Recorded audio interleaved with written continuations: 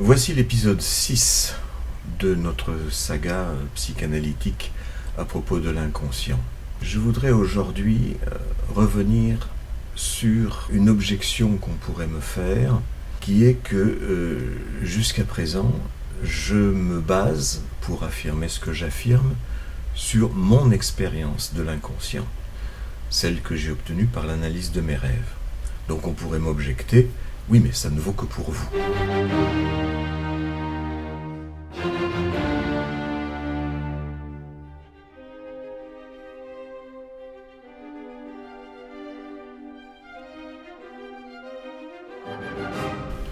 Effectivement, par exemple, c'est ce que Michel Onfray reproche à Freud. Il dit l'Oedipe, la castration, ça ne vaut que pour Freud. Pour moi, dit-il, très naïvement, je n'ai jamais désiré sexuellement ma mère. Évidemment, tout le monde dit ça. Moi-même, je l'ai dit pendant 30-35 ans, jusqu'à ce que je découvre qu'à travers mes rêves, qu'effectivement, non seulement j'avais désiré sexuellement ma mère, mais que ça ne s'arrête pas. C'est-à-dire, c'est une des couches enregistrées pendant l'enfance, et ça ne s'efface pas. Les nouvelles informations, les différentes choses de la vie qui se sont passées par la suite ne modifient pas cette inscription gravée comme dans le marbre du complexe d'Oedipe et du complexe de castration. Il en est ainsi pour toutes les choses qui importent. C'est-à-dire qui importe, c'est-à-dire où la libido est convoquée. La libido, tout simplement, le sentiment. Appelez-le le sentiment amoureux, le désir sexuel. Tout cela puise à la même source. Et à cette source, il y a la castration. Donc ça vaut pour moi. Et je voudrais aujourd'hui indiquer quels sont les éléments qui, dans la culture, m'incitent à accréditer l'hypothèse, qui reste néanmoins une hypothèse, comme quoi ce serait universel. En effet, il faut être très prudent là-dessus. Je ne vais pas, par exemple, plaquer cette hypothèse sur tous mes analysants. La plupart des analysants finissent par trouver cette chose-là. Non pas parce qu'ils sont plongés dans les ouvrages analytiques, la plupart ne le sont pas, mais simplement parce que quand leurs rêves les amènent à cela, ils sont bien obligés de l'admettre. Ceci dit, quand je dis ça, vous êtes obligé de me croire. Non, vous n'êtes pas obligé de me croire, justement. Donc, qu'est-ce qui va faire le départ entre la validation de cette hypothèse et l'invalidation? Eh bien, voilà donc quelques éléments de la culture que je vais essayer de puiser un peu partout dans le monde, qui, à mon avis, vont dans ce sens-là. Alors, nous avions terminé l'épisode 3 par cette peinture de Rafal Olbinski, dont vous voyez que ce qui frappe évidemment, c'est le sexe de cette femme. On ne voit que lui au milieu de la peinture. Pourquoi ? Parce que justement, on ne le voit pas. On ne le voit pas parce que l'artiste a eu cette habileté de le remplacer par une continuation de la réalité. Continuation de la réalité, donc vous voyez qu'elle est, la ligne d'horizon semble être légèrement en dessous, alors qu'en fait elle ne l'est pas. Mais c'est une illusion d'optique due au V du bas-ventre qui infléchit notre perception dans ce sens-là. Il s'agit d'une affaire de perception. Mais vous connaissez bien toutes ces illusions d'optique qui font que on voit les choses différemment de ce qu'elles sont mathématiquement. Mais ici, ce n'est pas le propos. C'est juste pour indiquer à quel point la perception peut être différente de la réalité. Eh bien, la perception des enfants est différente de la réalité. Les enfants n'ayant pas appris ce qu'est le sexe féminin, c'est-à-dire utérus, trompe, ovaire, etc., vagin, ils n'en ont aucune idée, et donc ils voient ce qu'ils voient. C'est-à-dire qu'il s'agit d'une perception. Et dans la perception, il y a ici un phallus, et là, il n'y en a pas. C'est une affaire de perception. Et ça, c'est quelque chose qui est extrêmement traumatisant. Traumatisant parce que l'explication qui vient tout de suite, qui est fausse, parce qu'elle est imaginaire, c'est « Ah ben c'est parce qu'on l'a coupé. C'est une castration. » Et cette explication vient d'une manière tellement spontanée est tellement douloureuse parce qu'il s'agit d'une mutilation. Petite fille, on me l'a coupé, petit garçon, on risque de me le couper. Eh bien, c'est immédiatement refoulé. Comme toutes les pensées qui nous sont désagréables, nous les refoulons. Et c'est d'autant plus refoulé et d'autant plus inscrit dans la mémoire que la libido est convoquée, c'est-à-dire le sentiment, c'est-à-dire quelque chose de très très fort, quelque chose dans lequel notre intégrité corporelle est convoquée. Alors, dans la peinture de Rafał Olbinski, nous voyons aussi que, puisqu'il a remplacé l'absence de phallus par une absence tout court, c'est-à-dire que c'est la réalité qui vient à la place, la réalité du décor, et non pas la réalité de l'avant-plan. C'est ce qui s'appelle remplacer ce que j'appelle le réel, c'est-à-dire ce qu'on ne peut pas représenter, par de la réalité. Ce qu'on ne peut pas représenter, c'est-à-dire ce que les enfants ne peuvent pas se représenter du sexe féminin, eh bien, il le remplace, l'artiste, par la réalité. Cette confusion réelle-réalité est partout. Vous le voyez bien dans le vocabulaire de tous les jours. Les journalistes, les écrivains, tout le monde parle du réel maintenant pour dire la réalité. Pour moi, je préfère faire cette distinction que le réel, c'est ce qui n'est pas représentable. C'est-à-dire qu'on ne peut pas en avoir une image dans la tête. Tandis que la réalité, c'est ce justement dont on peut se faire une image dans la tête, c'est-à-dire une représentation. Vous voyez qu'il y a une voile, justement, dans cette réalité.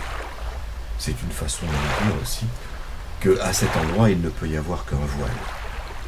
Mais si vous voyez le reflet de cette voile dans la mer, alors vous avez l'image, justement, de ce qu'apparaît un sexe féminin lorsqu'il nous est donné à voir. C'est-à-dire qu'en empruntant un élément de la réalité, Rafał Olbinski nous fait finalement voir ce qu'il voulait cacher. Et c'est toujours comme ça lorsqu'il s'agit du sexe féminin, et c'est pourquoi les dessous excitants doivent être intéressants pour certaines personnes, qu'elles soient hommes ou femmes d'ailleurs, ainsi que tous les vêtements troués que portent les jeunes filles de nos jours, notamment les pantalons, qui indiquent qu'il y a un trou quelque part. Et que si on met le trou dans le vêtement, qui lui est chargé de cacher, c'est-à-dire qu'on montre ailleurs ce qui justement doit être caché entre les jambes. C'est un déplacement, rien d'autre. Michael Cheval est certainement l'artiste qui a le plus donné dans la symbolique féminine. Voilà quelque chose d'un vide qu'on trouve sous la robe d'une femme, symbolisé par des fleurs. Les fleurs représentent le sexe féminin, mais aussi ce violon qui est bien mouillé par l'archet qui passe dessus, indice du désir féminin. Autre œuvre du même artiste, cette fois c'est un gâteau d'anniversaire qu'on trouve dans le vide sous la robe. L'anniversaire, c'est la fête de la naissance, symbole de ce qui sort aussi dessous une robe. Et qui est-ce qui trinque à cet anniversaire? Eh bien, vous voyez, ce sont ces deux mains qui sont comme détachées du corps, comme un phallus peut être détaché d'un corps aussi bien masculin que féminin. Si on tient absolument à trouver quelque chose dans le vide qu'il y a sous les jupes d'une femme, eh bien on trouve une autre femme et une autre femme, comme des poupées gigognes. Autre variante, c'est la femme découpée en tranches, chaque tranche étant une représentation de la coupure, et chaque coupure représentant le chat, ou plutôt la chatte, ou éventuellement l'oiseau, qui apporte un message certainement de l'amoureux, mais enfin l'oiseau est ici un symbole phallique, bien évidemment. Le phallus féminin est évidemment un fantasme, mais si on veut se rapprocher de la réalité, vous voyez une femme qui a ses règles, ou plus exactement, qui presse du raisin que les hommes s'empressent de boire sous forme de vin. Mais voilà le nec plus ultra du phallus féminin, qui se cache toujours sous le vide de la jupe d'une femme, mais qui peut être remplacé par des bijoux, ou un oiseau, encore une fois, un oiseau qui peut s'envoler. C'est pourquoi l'oiseau est très souvent un représentant du phallus féminin. Rappelez-vous la petite sirène d'Andersen qui doit perdre sa queue pour pouvoir venir sur Terre et épouser son prince.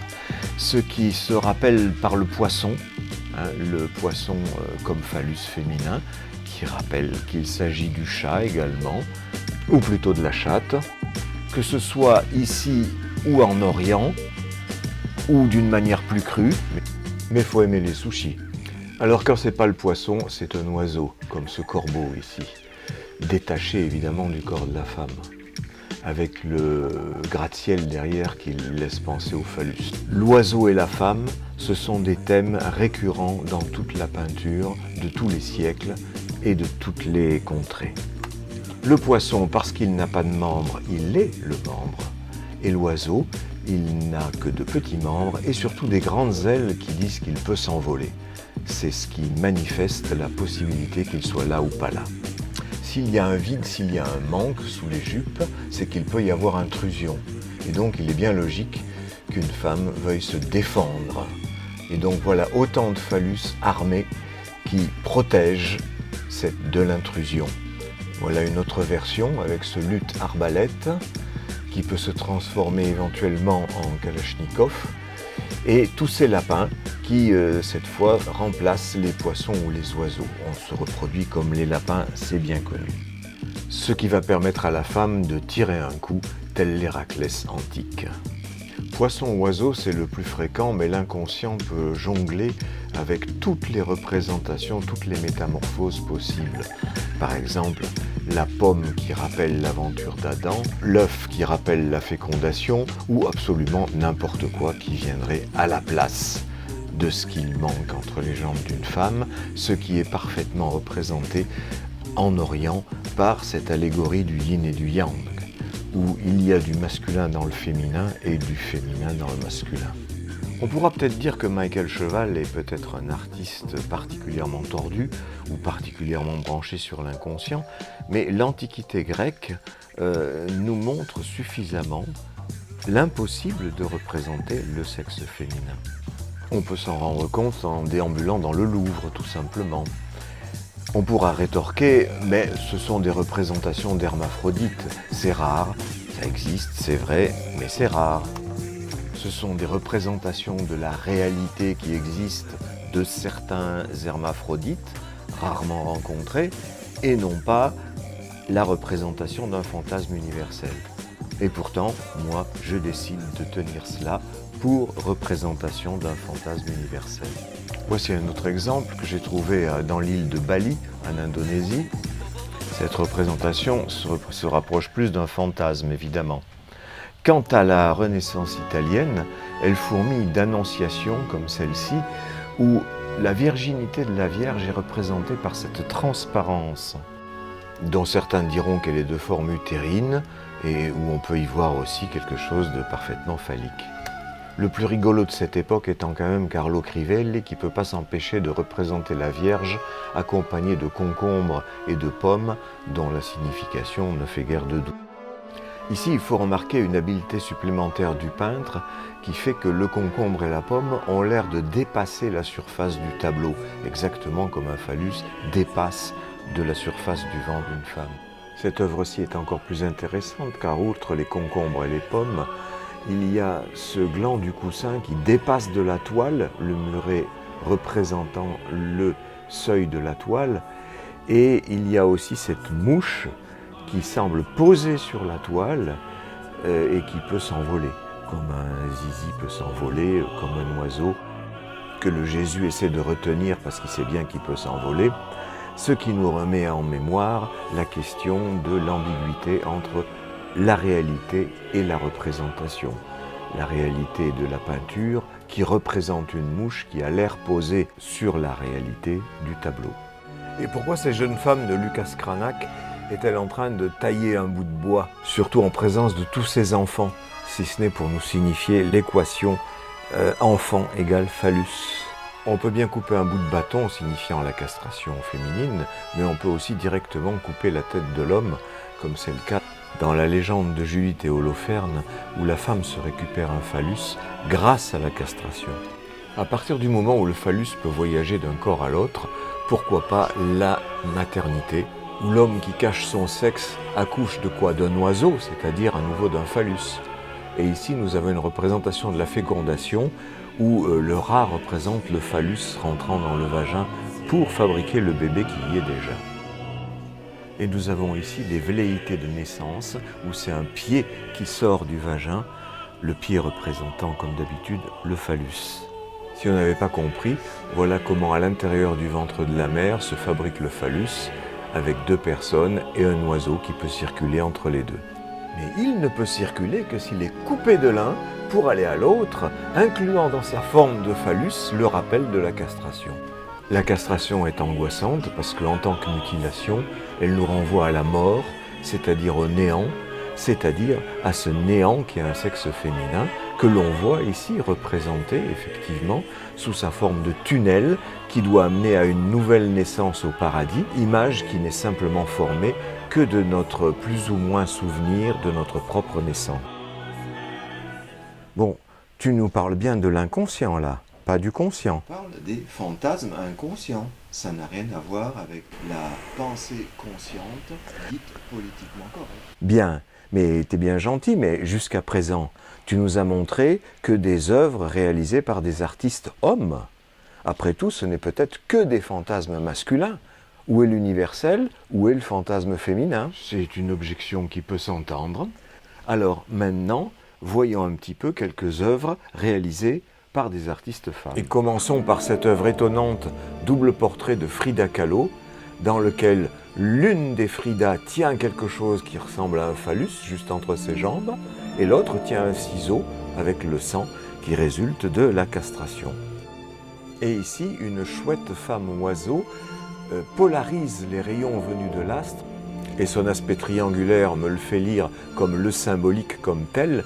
Eh bien, ce symbolique donne vie aux oiseaux qu'elle venait de dessiner, ce qui fait qu'elle est oiseau et elle a des oiseaux, mais ces oiseaux s'envolent, comme la mouche de Carlo Crivelli qui pouvait s'envoler du tableau. Marina Abramovic aime bien se rajouter des serpents dont l'aspect phallique ne fait pas de doute. Et si elle se représente en femme soldat, c'est pour mieux nous faire toucher du doigt l'horreur de la castration qu'elle pratique sur elle-même. Et nous terminons sur cette œuvre de l'artiste chinoise Jinyi Lan, où un homme est castré, il accouche de plein d'enfants en se récupérant donc un phallus, malgré la castration que lui inflige cette femme, et ceci nous rappelle l'œuvre de Lucas Cranach que nous avions vue il y a quelque temps. Voilà. Bien sûr, je ne peux pas vous montrer tous les exemples que je pourrais trouver, on y sera encore demain matin. Mais nous avons vu des œuvres de l'Orient, des œuvres de l'Occident, des œuvres de l'Antiquité, des œuvres contemporaines, des œuvres d'hommes et des œuvres de femmes. Ça fait quelques échantillons, quelques indices à verser au dossier d'une possible universalité du complexe de castration, dont je rappelle qu'il se présente sous 2 formes, angoisse de la perte du phallus chez l'homme, et recherche d'un phallus qu'il trouve en général dans le ventre de maman, et recherche aussi du phallus chez la femme qui cherche à s'en rajouter un, éventuellement sous la forme d'un enfant. Ça pourrait aller dans ce sens, mais tu fais bien d'être prudent, parce que ton argumentation est suspendue à 2 questions. La première, c'est que tu n'as pris que les exemples parlants, que ceux qui allaient dans ton sens. Tu aurais très bien pu citer tout un pan de la production artistique, largement plus majoritaire que ce que tu as montré, et qui ne parle pas du tout de castration. Et deuxièmement, même dans les exemples parlant selon toi de la castration, eh bien ces exemples dépendent de ton interprétation de l'œuvre, de ton point de vue sur cette œuvre. D'ailleurs, tu l'as bien vu, quand tu as publié certaines de ces œuvres sur Facebook en demandant aux gens qu'est-ce qu'ils en pensaient, très très peu de gens y ont interprété quelque chose de l'ordre de la castration ou de l'envie du phallus. C'est vrai, mon interprétation, c'est la mienne. J'avoue qu'on pourrait très bien dire qu'elle ne me concerne que personnellement et qu'elle ne concerne pas les autres gens qui n'ont jamais eu la moindre idée de ça dans leur vie. Donc ça met du temps et ça ne s'entend que dans les rêves, ce ne sont pas des pensées conscientes. Michel Onfray disait « ça ne vaut que pour Freud, cette histoire d'Oedipe ». Eh bien, je peux dire maintenant, avec certitude, ça vaut aussi pour moi. Donc, Freud et moi, ça fait au moins 2. Ça fait pas beaucoup. Il y a aussi mes analysants. Bon, alors, Freud, toi, tes analysants, encore que tes analysants, on pourrait dire, ils sont influencés par toi, ou encore, ce sont que des névrosés qui viennent te voir. C'est pas la grande majorité de la population. Il n'y a que des tordus qui peuvent avoir des idées pareilles, et c'est une toute petite minorité. On le dit toujours, ça. C'est ceux qui vont voir les analystes, c'est ceux-là qui font la théorie analytique, et pas les autres. Les autres ne sont pas concernés. Mes analysants ne sont pas des tordus, je te permets pas de dire ça. Ou alors, s'ils sont tordus, je le suis autant qu'eux. Et puis, sur la question de la minorité, il y a déjà tous les artistes dont on vient de voir les œuvres. Surtout, par exemple, les statues antiques que j'ai montrées, dont les auteurs ne sont pas susceptibles ni d'avoir été en analyse, ni d'avoir eu connaissance des théories analytiques. Et tes analysants, est-ce qu'ils disent tous la même chose à propos d'Oedipe et castration? Non, bien sûr, ils ne disent pas tous ça. Ça dépend du degré d'avancement de leur analyse. La plupart, au départ, sont comme moi au départ de mon analyse, et comme Michel Onfray qui n'a pas fait d'analyse. C'est des idées qui nous semblent complètement folles, jusqu'au jour où on trouve qu'on les a soi-même dans la tête. Tu sais qu'il y a des tas de gens qui disent, dont des psychanalystes, que tout ça, c'est des idées du 19e siècle. Et Freud était un bourgeois coincé du 19e siècle. Et que maintenant, ça n'a plus cours. Il faudrait adapter la psychanalyse à la culture et à l'époque. Avant, j'avais lu ça dans Freud, mais j'étais comme beaucoup d'analysants, et même beaucoup d'analystes, je disais, oui, bon, ça c'est les trucs de Freud, ça date du 19e siècle, ce n'est plus au goût du jour aujourd'hui, le féminisme a fait des progrès, la cause de la femme a fait des progrès, c'est différent. Je suis tout à fait content que le féminisme ait fait des progrès et que la cause de la femme ait avancé dans la société. Mais là, ce n'est pas de ce dont nous discutons. Nous discutons, encore une fois, de fantasmes inconscients. Et ils sont d'autant plus inconscients qu'ils sont politiquement incorrects. Et puis, à bien y regarder, ce n'est pas les idées du 19e siècle. Parce que les idées du 19e siècle, en Allemagne ou en Autriche, c'était les 3 K pour les femmes. Kinder, Küche, Kirche. Les enfants, la cuisine, l'église. Voilà ce que c'était que le sort des femmes. Et en venant raconter son histoire, le père Freud, il était à contre-pied des mœurs de son temps. Hein. Alors, les mœurs ont changé, c'est vrai, mais c'est la société qui a changé, c'est-à-dire la superstructure, c'est-à-dire ce qui se passe dans la réalité consciente. Pour ce qui est du fantasme inconscient, rien n'a changé. Je retrouve chez Freud ce que je retrouve chez moi, ce que j'entends chez mes analysants, et ce que je retrouve donc dans les productions artistiques de tous les pays, de toutes les époques. Les cultures sont extrêmement diverses, les époques sont extrêmement diverses, mais ces choses-là, le fantasme inconscient, concernant la castration pour aujourd'hui, pour l'Oedipe on en parlera une autre fois, eh bien, cette structure de la castration, qui est un fantasme inconscient, ça ne change pas. Ça ne change pas pourquoi, ça ne dépend pas de la culture. Pourquoi ? Parce que ça vient tout simplement du fait que l'espèce humaine est divisée en 2, hommes et femmes, c'est-à-dire pour les enfants, c'est-à-dire pour la psychologie enfantine, c'est-à-dire pour l'inconscient, ceux qui ont le phallus et ceux qui ne l'ont pas.